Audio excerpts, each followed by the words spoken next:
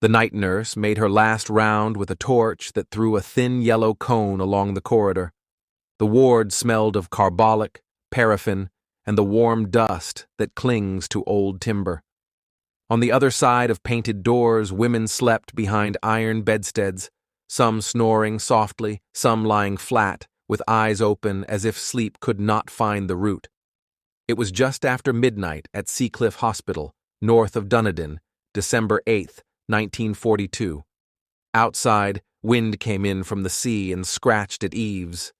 Inside, the quiet held the way hospital quiet does. Thin, provisional, always ready to break. Ward 5 was a locked women's ward.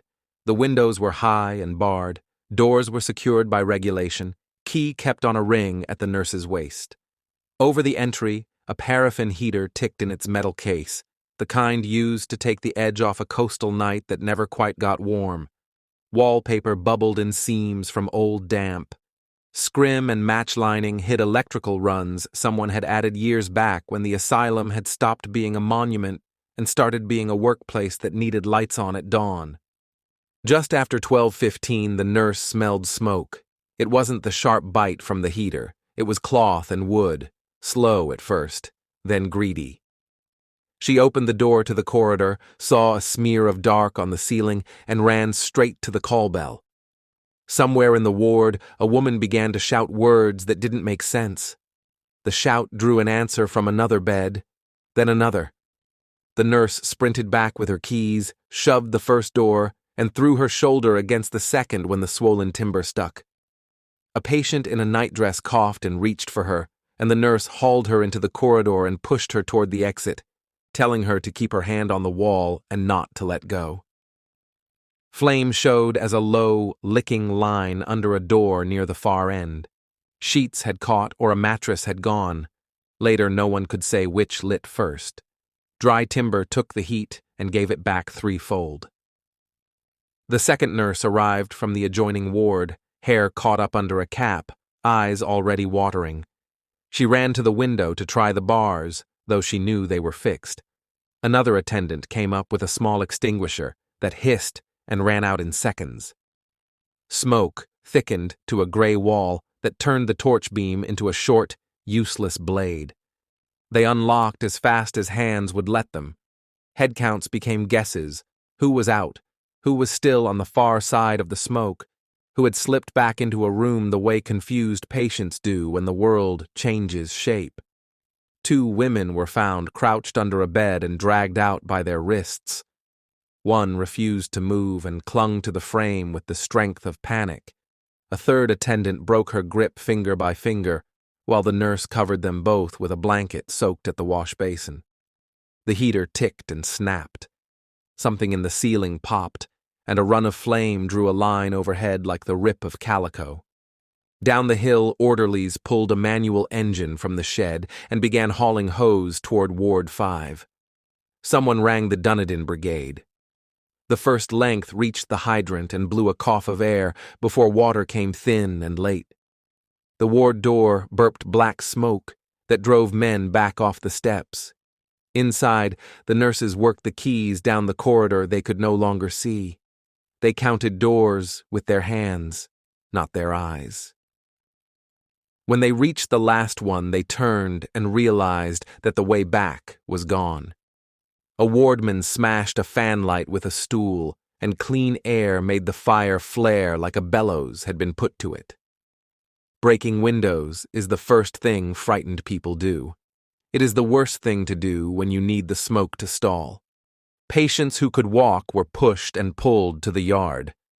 Those who could not were carried by 2 and 3. The night air felt cold enough to shock and smelled of flax and salt, a smell that made the smoke inside feel like a different world. A woman in bare feet stood on the grass and stared at her palms as if they belonged to someone else.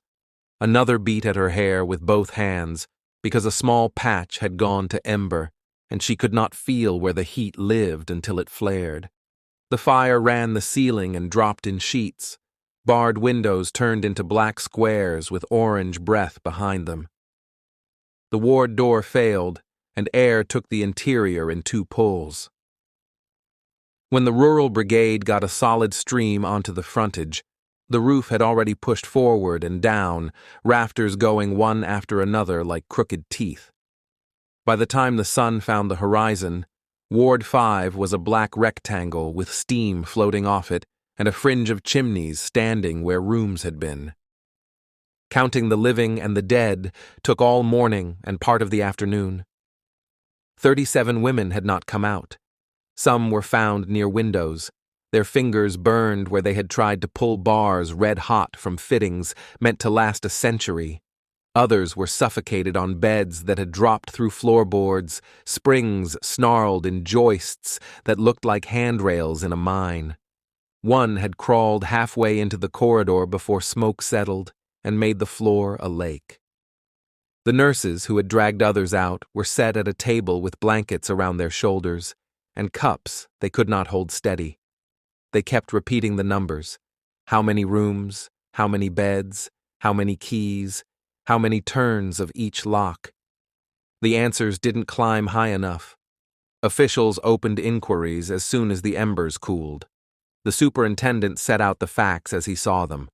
Staff on duty, fuel used for heat, the location of the nearest hydrant, the plan of the ward, and the sequence of doors opened.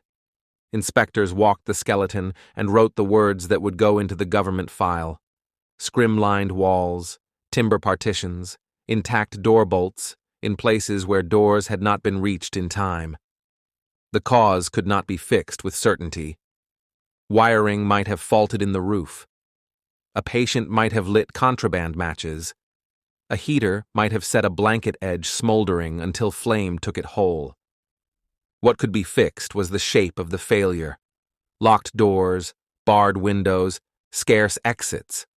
Too few night staff for too many women who could not make decisions fast or follow shouted orders in smoke.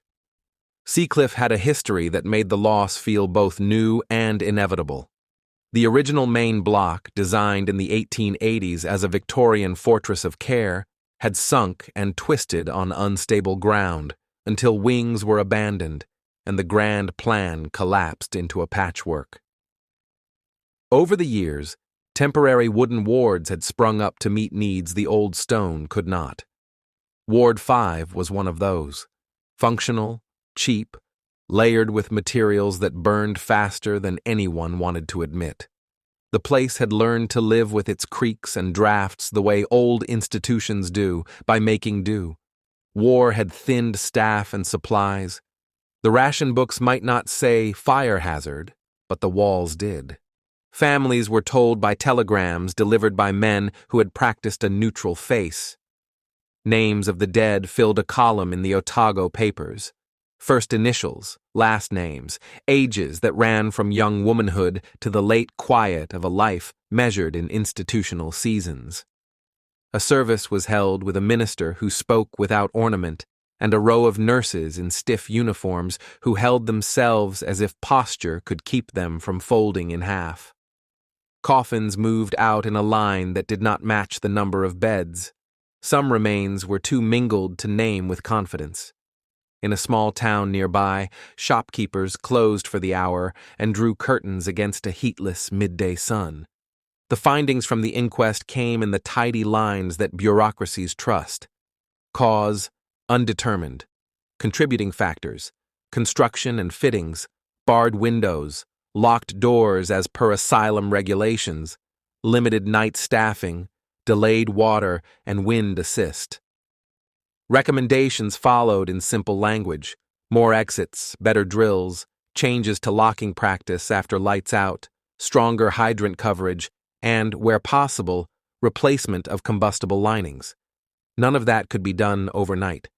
Some of it never would be done fully because budgets have shapes that grief cannot redraw. The hospital carried on because it had to. Patients from other wards watched carpenters mark the ground where Ward 5 had stood and listened to hammers knock out a new plan. Staff did rounds in buildings that suddenly sounded louder when boots crossed boards. The ear makes more noise when it knows what silence can hide. Ward books recorded medication and meals as if a square of the past had not been cut out hours before dawn. The superintendent signed requisitions for hose and new extinguishers and wrote to Wellington about staffing in language dry enough to pass a minister's desk. In the years after, New Zealand reshaped its mental health system in slow steps. New hospitals were planned with more air, more exits, and fewer blind corridors. Seacliff's great stone bones were taken down in stages. Later patients went to Cherry Farm up the coast. The name of the old place carried the weight of its history until only the grounds remained to hold it. People walking the site long after could put a boot on the rectangle where Ward 5 had been and feel nothing underfoot but grass and the rush of the sea beyond the trees. The record that endures is built from small, hard pieces. A nurse's key ring, the crack of a fan light, a hose that coughed before it ran, a paraffin heater that ticked like a watch, barred windows that did what they were designed to do and therefore killed. 37 women whose lives had been counted in ward routines found together in a place that allowed no choice once flame took hold. The facts still point in one direction, a system that mistook containment for care and relied on luck to bridge the gap. Stand there in the mine's night, a corridor, a ringing bell, a run of doors, a heat that rises faster than breath can carry words. Add up what did not arrive in time: water pressure, hands, clear air, and what did: the rule that kept bolts turned in the dark. Then walk back out to the yard where saved women stood on cold grass and stared at their hands because hands are the last part of the body that stops believing it can change something.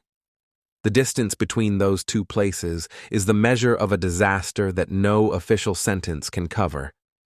Thank you for listening to Road to Ruins. Subscribe for more true stories where systems fail and people pay the price.